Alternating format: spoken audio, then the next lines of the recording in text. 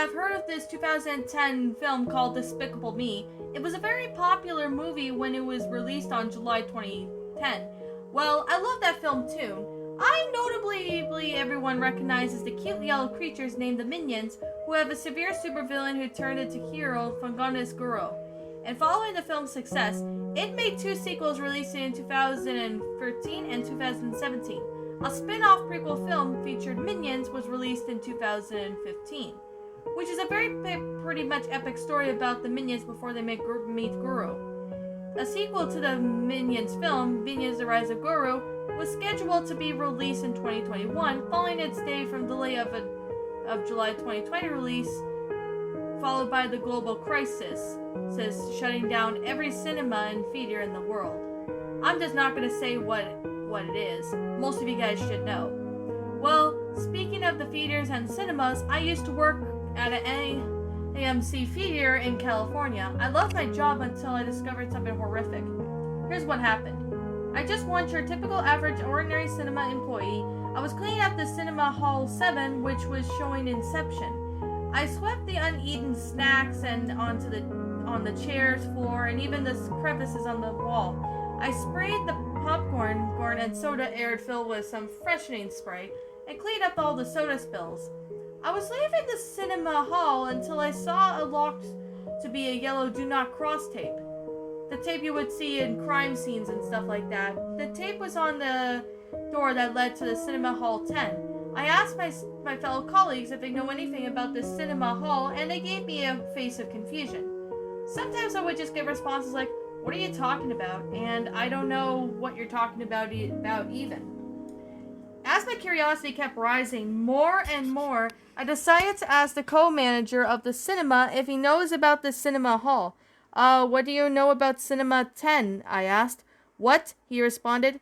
It's like he doesn't know that it existed until I was the one who only knew it. Stressed, I led my co-manager to the door of the Cinema Hall 10, and he followed me in. I showed him the door to the cinema hall, and he became pale as a ghost. He told me to follow him to his office, and he told me to sit down upon arriving in his office. I sat down, and he told me the entire story. He said that back in 2010, Despicable Me premiered on that cinema hall, and a hacker somehow managed to show a disturbing version of the film. Reports say that it might be moviegoers, and even the Cinema Hall 10 were terrified, completely escorted to the hospital. It said that it had the moviegoers open up the TV and played what looked like to be a recording. The co-managers played the TV recording of what seemed to be a news report. The moviegoer then appeared on camera, and he said that the audience were in the show for most of the scariest thing they ever known to mankind. He said that in the scene where Guru and Margot were falling when Guru tried to save her from Vector, instead of the minions catching Guru and Margot, the minions didn't save Guru and Margot at all. Instead, a splat sound was heard and the picture was shown. Scary music began to play as the camera showed Guru and Margot's dead bodies.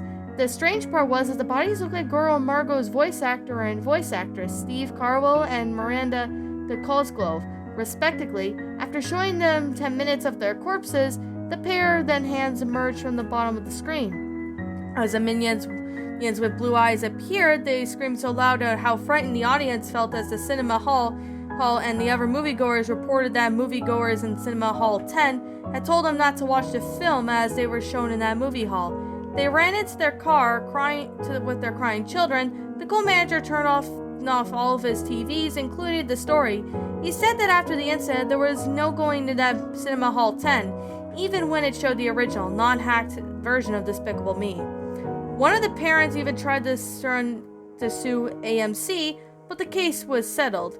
Of course, the court finding in favor of AMC, and the company issued a public apology with its official Twitter and Facebook account. The cinema I was working at was forced to close down the cinema hall due to low attendance, and also prevent future incidents from happening again. I left the office, and that was basically about it. The next day, I felt prepared to go inside that cinema hall and clean it. I was just cleaning Cinema Hall 2, where it was showing The Sorcerer's Apprentice. I made sure that nobody was around, and I unlocked the door via a key that was in my pocket, and when the door opened, there was so much dust in the hall that I coughed a bit. I opened up my flashlight, and sure enough, it was empty. I could see the leftover popcorn, soda stains, and even Then all over the floor were chairs and even some popcorn and soda cups on the chairs. I looked into one of the soda cups and one of them in the chairs. I almost gagged and vomited. The cup was filled with soda, but on top of it was some disgusting mold, and I swore I saw plants growing in it. I looked at the popcorn and it was mushy, and it was so mushy that it began to melt on one of the seats. I decided to clean myself into the cinema hall, but it was so dark that I had to hold my flashlight in my mouth to clean the seats. As I was cleaning, I heard the chair's duct door slowly open, and I ducked behind the seats to make sure no one knows I was trespassing in this hall. The figure left in the hall. I stood up from my hiding spot and went to the projector room of the cinema hall of 10. As I went up there, I found something horrifying. There was a body of someone. The body was unrecognizable. When I shined my flashlight onto the person in question, I realized it was a local AMC projector guy. When I heard someone's voice say, "Hey, what are you doing in there?" I then turned around to see that someone holding a knife. Horrified, I ran towards the door, which was open a crack, and I left in a hurry. I locked the door of the cinema hall 10 and never told anyone about my experience. I don't know if that was the hacker from 10 years ago or was a damaged, deranged psycho. I guess I'll never know. If you find a cinema hall in California branch of AMC, do not go in there. Seriously, I'm begging you. You will risk your life there.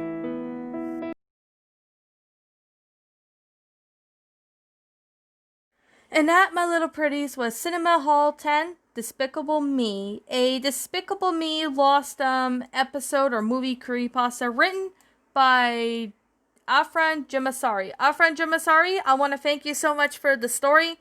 Now, with the story itself, with all of it looking really cool, I have to... Oh, pardon me about that. I kind of had a burp and stuck in my throat. Well, not really, but bottled up inside. As I could say, this story was actually pretty interesting in my opinion. I actually found this one to be a rather decent story.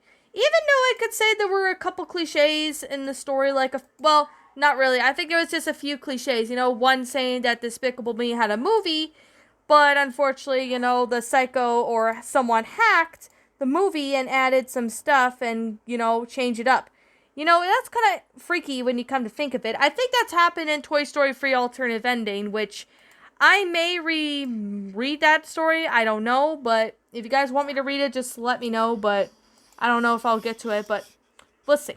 I guess I could definitely say that this story was actually pretty interesting, and it was rather good. I could definitely say right now that the grammar of this story was absolutely amazing.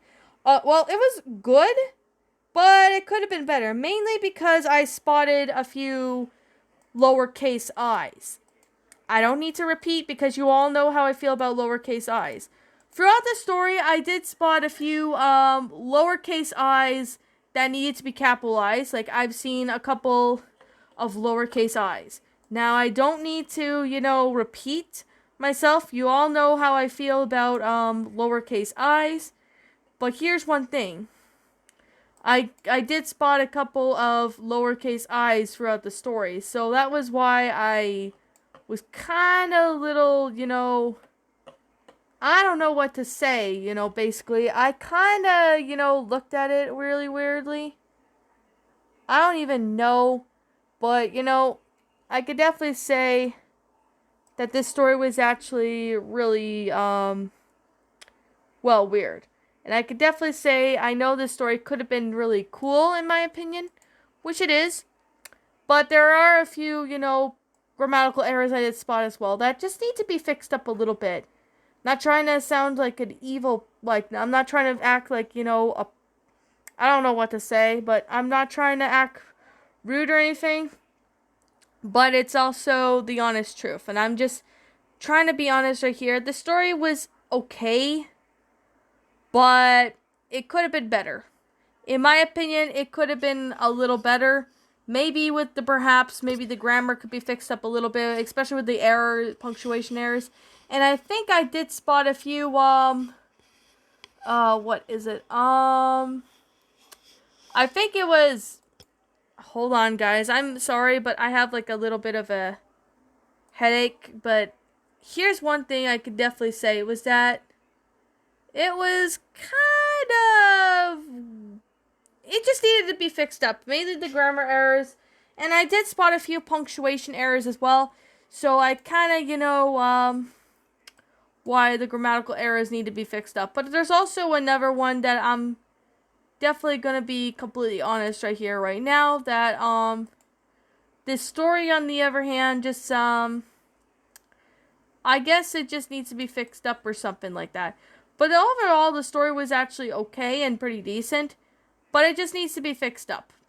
Just a little bit of it just needs to be fixed up, but other than that, the story would be, rather interesting, and it is good, but I think the lowercase i's just need to be fixed up. Like, the grammar was okay and all that, but it just needs to be fixed up, mainly with the grammar and stuff. But the stuff that I just see, in this, I can actually see it's quite believable.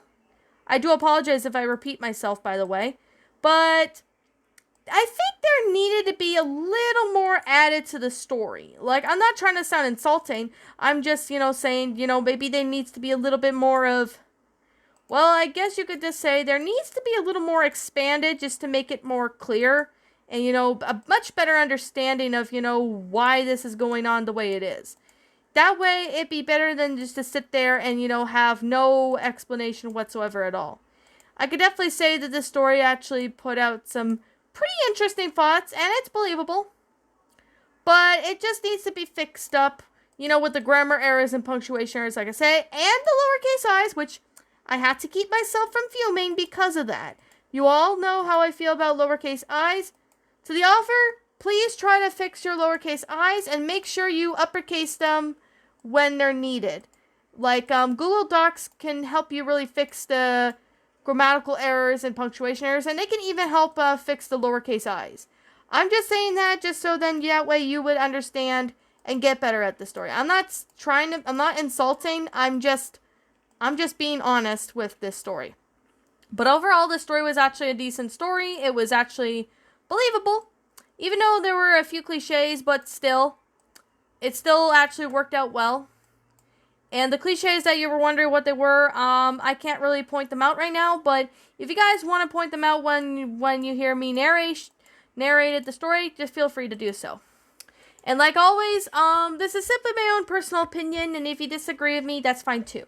We're all entitled to our own opinions regards to these creepypastas. This is simply my own personal thoughts. My final rating of this story would have to be I'm going to give this one a 7 out of 10. It's a great creepypasta. It's really interesting. It's very believable. I found it enjoyable and stuff.